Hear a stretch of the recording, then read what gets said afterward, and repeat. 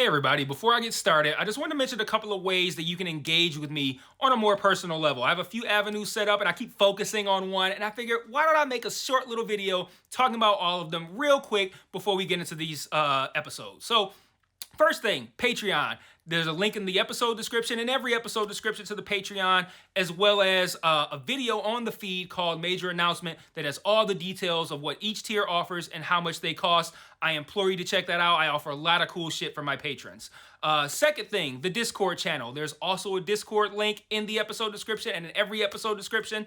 I have multiple channels set up there for each show that I'm covering, and it's a great way to just engage with me. I have a channel set up for MMA talk as well. I'm a big MMA fan, so if you're an MMA fan, you can check that out as well. There's a link to the Discord in the episode description. And then lastly, the Facebook and Twitter. Social media. Follow me on there. I post news on there. When I say news, I mean like, hey, I'm stopping covering this show. Hey, I'm starting covering this show. Let me know what you think about this. I do live watches of things on Facebook where like I'll check in and say I'm watching so-and-so show, and then I'll like live comment while I'm watching it, and that'll be cool if maybe you watch that show too and you want to watch along with me, or you're watching it later and you will see my thoughts, which are usually pretty entertaining because I'm usually pretty high when I'm writing them. So check out all those links in each episode description, and let's talk about this episode. Peace. One mic, one mic. Yeah. All I need is one mic. One mic. Yeah. All I need is one mic. One mic. One mic. Hey everybody, welcome back to One Mic, and today I'm here to talk about Season 1, Episode 9, the penultimate episode of Season 1 of Apple TV's Silo, entitled The Getaway.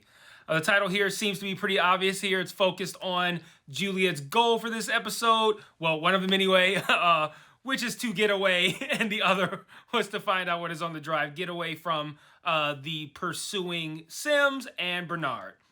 So I want to start with the Occam's Razor cliffhanger of the week explanation. I said that Juliet probably jumped over the side of the rail onto like a bale of hay or something simple like that. And I was still too creative. She just jumped down to the level below the one she was at. Like, man, like, it's wild because like sometimes the staircases spiral, and if you go over the edge, you fall all the way to the bottom. And then sometimes there's a walkway right there, right underneath you that you can jump down and land onto. It's so interesting how convenient that is. Like, I want to say they're going to stop tricking me with these cliffhangers, but they're not tricking me. I just can't think simply enough to correctly guess the resolution of the cliffhanger. I guess I probably peaked at the episode 1 moment where I was like, unless she just has the upper body strength, like that was my peak cliffhanger guess moment. And now I'm flailing here because I can't figure out how simple these cliffhanger explanations are going to be. But again, we've had multiple instances. Like I can't really fault myself here. We've had multiple instances of someone going over the rail being presented as a death sentence, and we saw it with Doug Turnbull when Sims pushed him over the edge.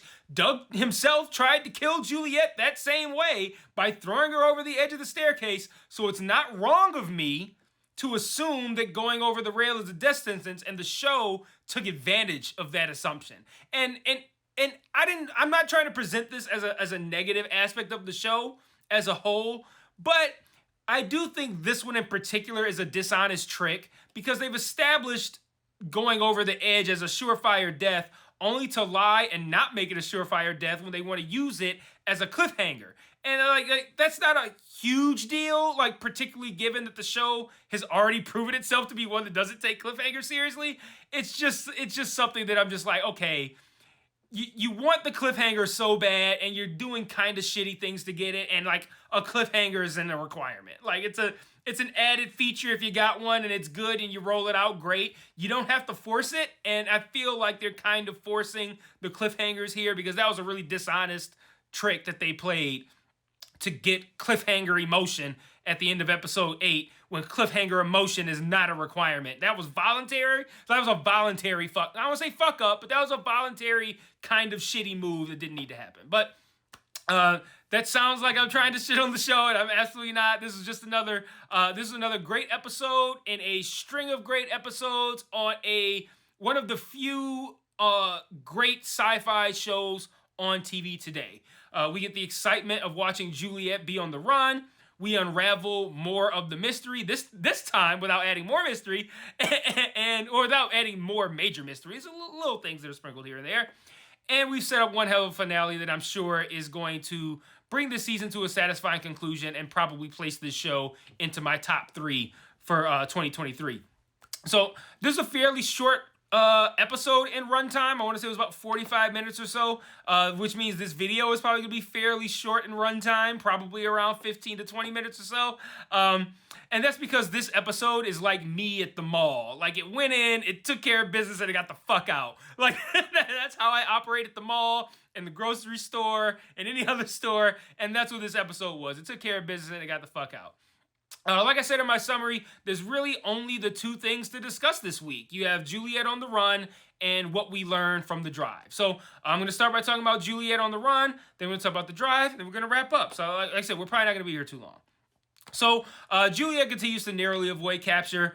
Sims can't find her anywhere. We, the audience, finally find Juliet as we see a black woman and her son arriving at home. And we come to learn that this is Sim's wife and his son. And if you didn't know Juliet was going to be in that house before they went in, you have not been paying fucking attention to television. You need to watch more TV shows and more movies, because that shit might as well have had a big giant fucking sign in neon on top of it that said, Juliet is in here on the house. Like, as soon as the escorts kept asking to come in and the wife was insisting that they couldn't, I'm just like, well, the only reason she's so insistent on them not coming in is because they need to stay outside for story purposes because Juliet is inside. And that's exactly what happened. And I mean, come on. Like, that was so fucking obvious, man. Juliet starts to use Sim's computer to access the drive after she handcuffs Sim's wife to a pipe. And there's a video called Start Here, because George likes to think ahead. And it's a video of George explaining the concept of video itself. Just like, hey, I'm on a camcorder. This is weird, right? And Patrick and Juliet like, what the fuck's happening? And then him explaining what her watching the video must mean. Like, if you're watching this, that means, you know, one of those things. And we don't get to see the rest of the video because once the drive is plugged in, Sims and Bernard are able to track it. Sim's wife escapes her handcuffs. I guess she has a skeleton, a universal skeleton key for handcuffs, which would make sense being the wife of Sims. But she then allows Juliet to leave as well. And when Sims finds out, he can't understand why. And she says something to the effect of like I want to remind you of our goal, or something to that effect. And I think this is an interesting minor mystery to introduce here in the second to last episode. What is Sim's goal? Like, I kind of feel like Bernard is kind of like the head of the silo, and I still believe that there are probably multiple silos, and each has its own mayor. Maybe Sim's goal is to become mayor of this silo. I don't know, but I don't know. For some reason, it was interesting to me to find out that Sims has a goal and a mission, because now I'm curious what he's up to, and how does allowing Juliet to leave his house, how does the wife doing that help achieve whatever this goal is? Like, how does the wife see this as like a step toward achieving the goal, or keeping Juliet there as a step back from it? How does she see it and Sims doesn't? Like, so I have a lot of questions about that. Like, it's one minor line, but it to me, it tells a lot about.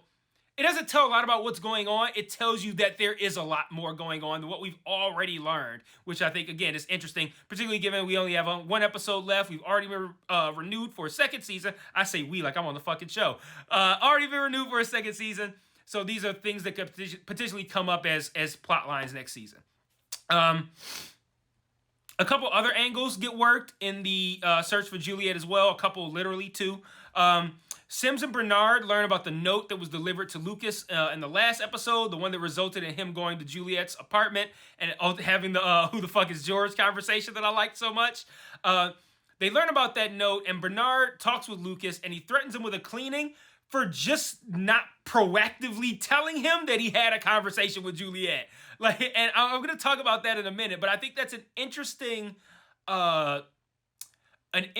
action for Bernard to justify as deserving a cleaning. Also of note, before I get to the thing that where I'm gonna not really talk about that, I'm gonna make it sound like I'm talking about it a long time. But before I actually talk about this, I also want to bring up when Bernard mentioned the fucking tape that Juliet supposedly stole. Mentioning that too. So the tape, this situation with with Lucas not proactively telling him that he had a visit with Juliet, and there's gonna be one more other thing I'm gonna talk about in a moment. Bernard asks Lucas if he remembers anything about the drive, and Lucas says there was an 18 on it. Not only do they use this number to track the drive, but Bernard has some sort of like key fob beeper thing that with an 18 on it that flashes red. And again, I love this show. Like, even when it's, I love how this show, even when it's answering big questions, continues to introduce minor mysteries. So like I said, like the thing that I just said with Sims and his goal, I don't want big mysteries to replace each other. Like, oh, we got an answer to a big mystery. Here's another big mystery. But I do like these tiny little world building ones that they're leaving here and there, even when they're answering the big questions that make me go like, well, what's that? What does that mean? Like the syndrome thing.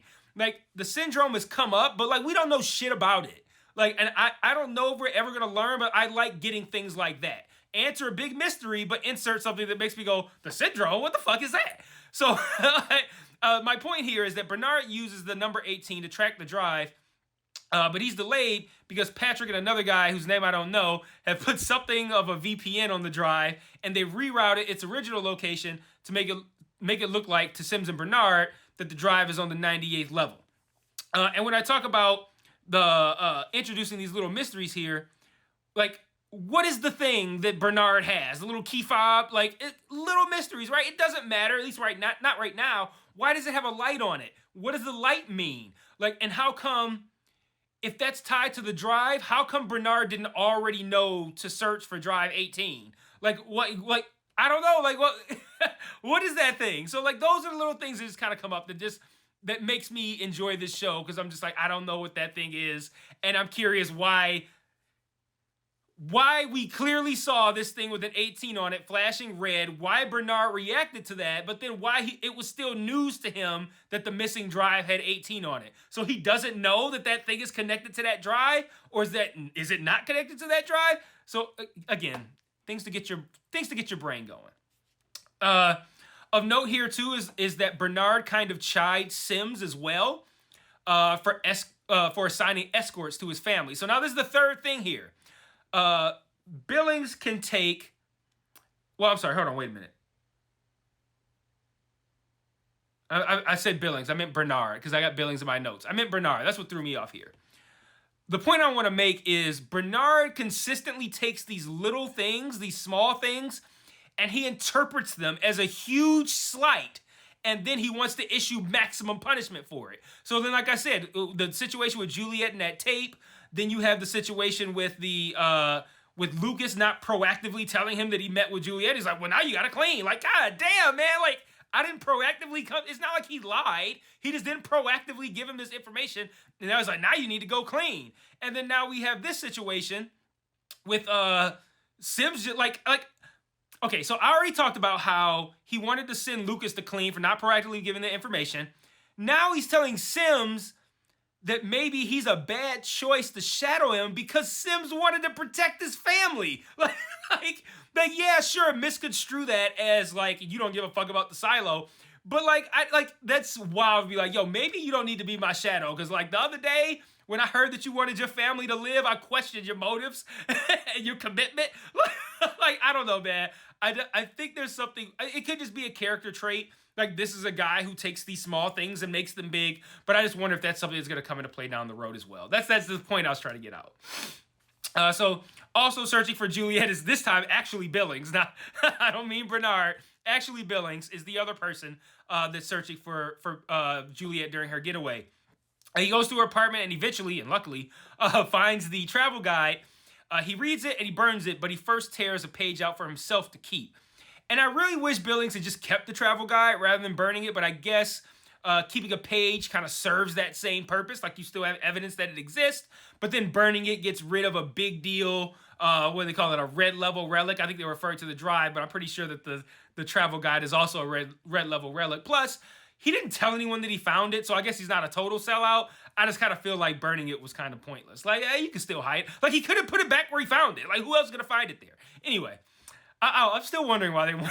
Still, every week, I'm just like, why do they want him to be sheriff so bad? And I still want to know that. Like, I just don't understand why it just intensely corrupt people wanted this totally fucking by the books, follow the rules motherfucker to be their sheriff. I do not get it.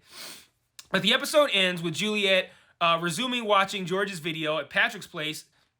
And the first video from George goes on to say that he did intend on using whoever he found in mechanical to his advantage, but that he did actually end up falling in love with Juliet. He then goes on to say that he found a 15-foot metal door. That's a big fucking door. And that the water wasn't an issue. Like, what does that mean? Like, and at first I thought, I was like, well, maybe there's not water there at all. But we saw Juliet drop that light in there, and we saw how far down the light went, and it looked like, man, that was a long ass drop. So there is still water there. So I don't know. I'm super curious to find out how she finds this door. Like, even I try to like think like, okay, well, I'll give this other hypothesis in a minute because I haven't gotten to the one thing left in this episode that ties into the point that I want to make. So I'll save that for a couple of seconds from now. George then tells her to watch another video. It's a Jane somebody cleaning. I forget the last name. And we see that this woman saw a normal, green, lush, lively outdoors, and she vocalizes, the woman, that the screens inside are fake, the ones in the cafeteria. And I proposed this in my first or second video, the idea that the screens inside the cafeteria were fake. That, to me, that was not a huge assumption here. Like, I feel like anybody would think that. My only question, I guess, is if everything is okay outside, how is sending someone out to clean a punishment? Like, someone does something you deem to be wrong and you release them into the open world as a punishment? Like, that's like someone doing something wrong in prison and you parole them as a punishment. like it makes everyone else inside, you maybe you make everyone else inside think that every inside the prison think that you killed that person, and that serves to maybe keep the prison under control, but you still rewarded the offender. So like, I don't know if I buy that the screens are fake. Like, I feel like there's an added something that we're not seeing. Like, we have the one woman saying, oh, it's nice out here. We have Rashida Jones' character, Hosted's wife, signaling everything's fine out here. We have Hosted saying everything's fine out here. And then we see the three of them potentially collapse. And if we assume that the screen is fake and it shows them collapsing when they didn't, again, we are now faced with the same question. What was the point in the first place of sending them out? So I just wonder if maybe cleaning is only meant for certain people to be able to do. Like, you've shown yourself to be a person who thinks in this manner to where we can now entrust whatever responsibility there is with knowing the reality of what's outside. We can now entrust that to you. And you still keep the other people inside in control by thinking that outside is instant death or some sort of punishment. Maybe the powers that be know that everything's fine outside, and they know that whoever they send out to clean is going to be fine. And just whatever that person did to get to that point, that level of curiosity, maybe they paint it as something bad, but maybe that's like a test, like a good thing.